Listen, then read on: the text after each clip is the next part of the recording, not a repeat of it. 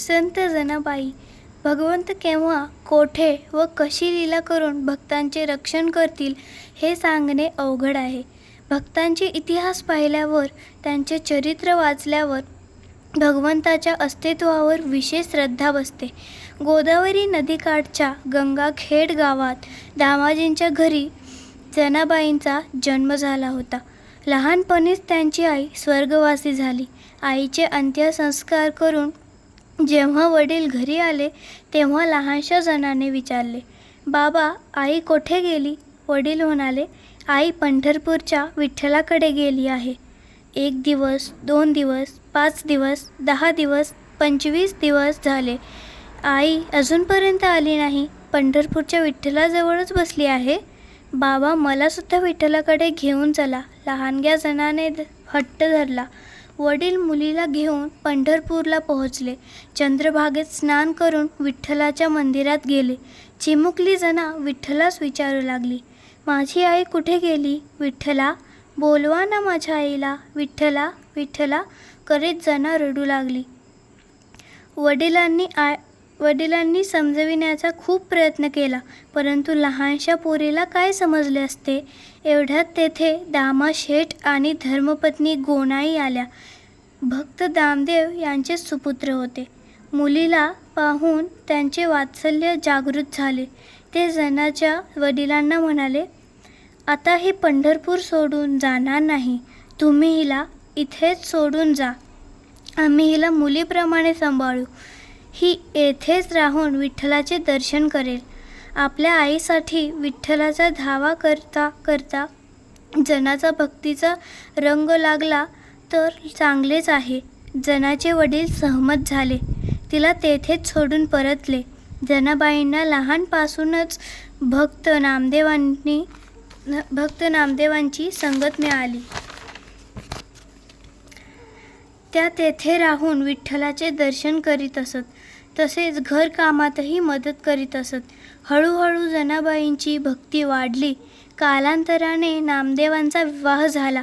तरीही जनाबाई त्यांच्या घरातील सर्व कामे करीत असत आणि रोज नियमितपणे विठ्ठलाच्या दर्शनालाही जात असत.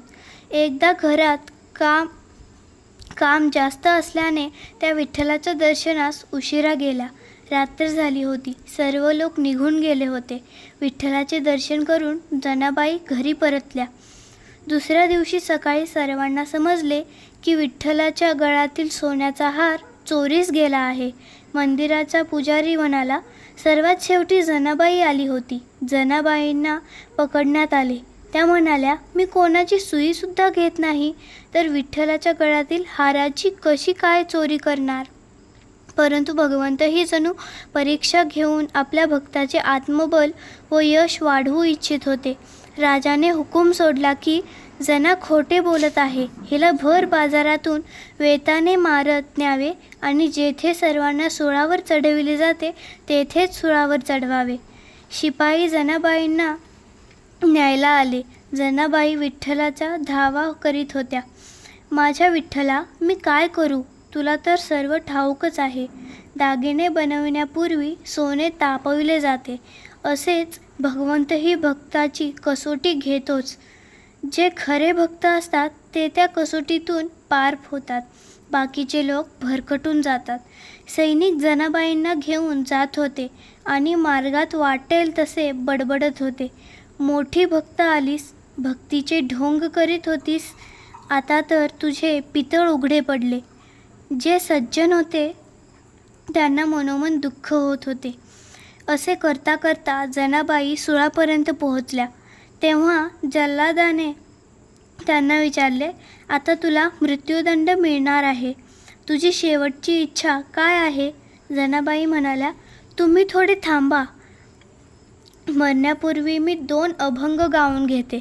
आजही जनाबाईंचे 300च्या वर अभंग उपलब्ध आहेत. जनाबाई भगवत स्मरण करीत श्रद्धाभक्तीने भारावलेल्या हृदयाने अभंग गाऊन विठ्ठलास आळवू लागल्या. एगे माझे विठोबाई, कृपादृष्टीने तू पाही, तुझविने न सुचे काही, आता मी वो करू काही. माझा भाव तुझवरी, आता रक्षी नाना परी. येई सखये धावुनी म्हणे नामयाची जनी. श्रद्धा भक्तिपूर्ण अंतःकरणाने केलेली प्रार्थना हृदयेश्वर सर्वेश्वरापर्यंत अवश्य पोहोचते. प्रार्थना करीत करीत त्यांच्या डोळ्यातून अश्रुबिंदू ओघळले आणि ज्या सुळावर त्यांना चढविले जाणार होते तो सूळ वितळून त्याचे पाणी झाले. खऱ्या हृदयाच्या भक्तीमुळे निसर्गाच्या नियमांमध्येही परिवर्तन होते. लोक हे बघून थक्क झाले. राजानेही क्षमायाचना केली. जनाबाईंचा जय जयकार झाला. विरोधकांनी कितीही विरोध केला तरी खरे भगवत भक्त आपल्या भक्तीत दृढ राहतातच. ठीकच म्हटले आहे. बाधाएं कब बांध सकी है आगे बढ़ने वालों को, विपदाएं कब रोक सकी है पथ पर चलने वालों को. हे भारताच्या देव्यांनो, 8व्या भूतकाळातील महान स्त्रियांचा इतिहास. तुमचा जन्मसुद्धा त्याच भूमीवर झाला आहे ज्या पुण्यभूमी भारतात सुलभा, गार्गी, मदालसा, शबरी, मीरा, मुक्ताबाई, बहिणाबाई, जनाबाईंसारख्या स्त्रियांची जन्म घेतला होता. अनेक विघ्न बाधा देखील त्यांची भक्ती व निष्ठेला डगमगवू शकल्या नाहीत. हे भारताच्या देव्यांनो, पाश्चात्य संस्कृतीच्या झगमगाटात आपल्या संस्कृतीचा महिमा विसरून जाणे कितपत योग्य आहे? पतनाकडे घेऊन जाणाऱ्या संस्कृतीचे अनुकरण करण्यापेक्षा आपल्या संस्कृतीचा स्वीकार करा, जेणेकरून तुमचे जीवन तर उन्नत होईलच, तुमची मुले देखील सर्वांगीण प्रगती करू शकतील व भारत पुन्हा विश्वगुरुपदावर आरूढ होऊ शकेल.